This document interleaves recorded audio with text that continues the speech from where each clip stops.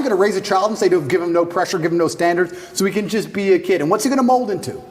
Absolutely and utterly not. Life is pressure, especially as a man. You need to have these exacting standards. That's how it is. My whole life was a pressure to perform to my last name. That's all it's ever been. I don't know how anyone's raised any other way. So yeah, it's crazy. It's a very difficult problem to fix. I agree with you. It's a very difficult problem to fix. But I think it starts with baseline things. And this is also why I feel like I have such a duty to act. I'll give you an example. If I could lie right now for $10 million and nobody would find out, nobody, I still couldn't do it because God would know and he'd punish me sooner or later. I really, truly believe that I would pay the price for that lie. I truly believe it. I think if you're a man and you're growing up and you're saying, how do I act? What do I do in this scenario? What would God want you to do?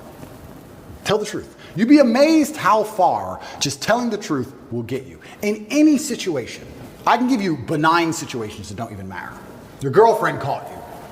Oh, and no, and I barely know her. Just say, yes, sorry. I love you. I'd love to stay together.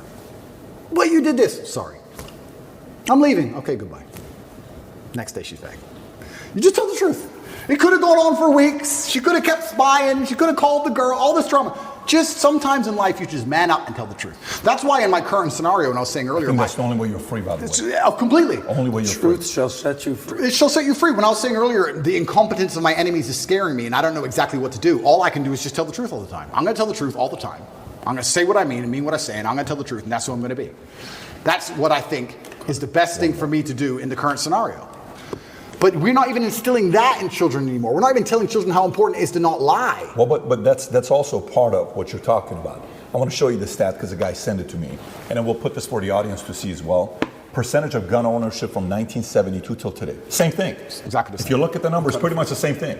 So what's been the biggest difference is a lot of these things that we just talked about. By the way, that question you asked from 1950 till today, the candidate that's talking about this, again, I went back to politics, RFK is talking about this. Yeah. And I think it's a very important thing to talk about because it's making people go research and see for themselves and to ask the question, what really did change?